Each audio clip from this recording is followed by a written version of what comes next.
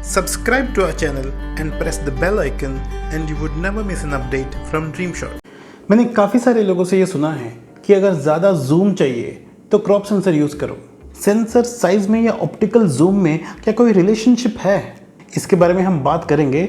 उससे भी पहले मैं ये बता दूं कि सेंसर का जो साइजेस होता है, मेरा नॉलेज जहाँ तक जाता है 15-20 सेंसर साइजेस तो होते ही हैं। हो सकता है कि उससे ज़्यादा भी हो। फुल फ्रेम के ऊपर भी अलग अलग टाइप के उससे भी बड़े सेंसर्स होते हैं। मीडियम फॉर्मेट जो एक्चुअली फुल फ्रेम से बड़ा है, उसमें भी अलग अलग सेंसर साइजेस हैं।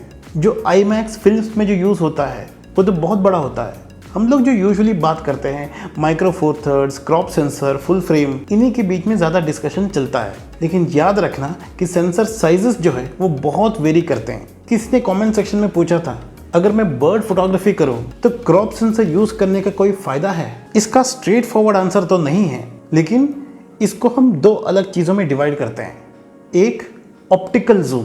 ये जो ऑप्टिकल जूम जो होता है वो एक्चुअल जूम होता है जो लेंस के वजह से आता है। क्रॉप सेंसर और फुल फ्रेम सेंसर के बीच में लेंस का कोई डिफरेंस नहीं होता है। इसकी वजह से आपको किसी भी तरीके का ऑप्टिकल जूम मतलब रियल जूम नहीं मिलता है। आपको जो भी मिलता है वो पिक्चर क्रॉप होने की वजह से एक डिजिटल जूम मिल जाता है।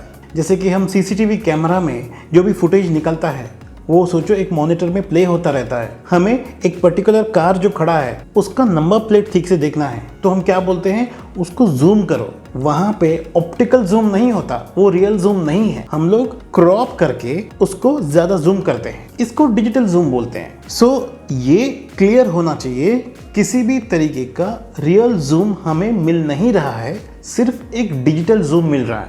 लेकिन ये देखना है कि ये जो डिजिटल जूम है, do we benefit from that, मतलब उससे कुछ फायदा होता है क्या? एक्चुअली इन सम केसेस फायदा हो सकता है।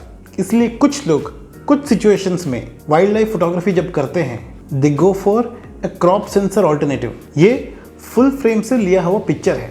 I haven't taken this picture, ये सिर्फ डेमोन्स्ट्रेशन के लिए है, इट्स अ स्टॉक फोटो। और ये दूसरा पिक्चर है जो क्रॉप सेंसर से लिया गया है। ये दोनों पिक्चर मैंने बनाया है सिर्फ डेमोन्स्ट्रेशन के लिए। अब आप देख रहे हो कि मैंने जो फुल फ्रेम में क्लिक किया उसमें बर्ड के आसपास कुछ जगह है, और मैंने जो क्रॉप सेंसर में क्लिक किया उसमें एग्जैक्टली हमें वो बर्ड दिखाई दे रहा है। उसके सराउंडिंग में जो एक्स्ट्रा स्पेस है वो नहीं है। लेट अस एज्यूम कि हमारे पास जो क्रॉप सेंसर कैमरा है, the sensor is of 24 megapixel resolution, और जो फुल फ्रेम कैमरा है वो भी 24 मेगापिक्सल का है।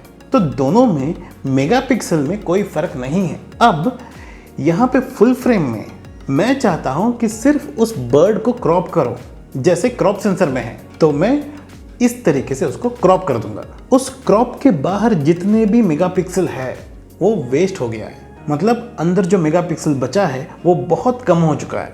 से it is come around 12 megapixel. अब मेरे पास जो फुल फ्रेम का पिक्चर है वो 12 मेगापिक्सल का है, और जो मेरे पास क्रॉप सेंसर वाला पिक्चर है वो 24 मेगापिक्सल का है।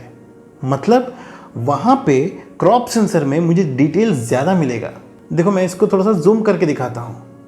यहाँ पे जब हम जूम करते हैं फुल फ्रेम वाले में, क्योंकि वो सिर्फ 12 मेगापिक्सल का है, जब हम आँखों तक जूम कर देते हैं ये पिक्चर पिक्सेलेट होने लगा है, मतलब हमें वो पिक्सल दिखाई दे रहा है। वही अगर हम लोग क्रॉप सेंसर में जाएं और जब हम उसको जूम करेंगे हमारे पास डिटेल्स ज़्यादा होगा, रेजोल्यूशन ज़्यादा होगा। फुल फ्रेम कैमरा का ज़्यादा डायनामिक रेंज, ज़्यादा कलर डेप्थ, बहुत सारे एडवांटेजेस है। सिर्फ एक मेगापिक्सल का एडवांटेज लेके हम उसको बहुत बड़ा मान नहीं सकते। लेकिन अगर क्रॉप सेंसर में जूम का कुछ एडवांटेज है then I don't think there is any other advantage than the resolution part, वो भी जब हम इस तरीके से उसको कंपेयर करते हैं। I hope you like the video. If you did please let me know by hitting that thumbs up. Please do subscribe to my channel. Thanks again, take care.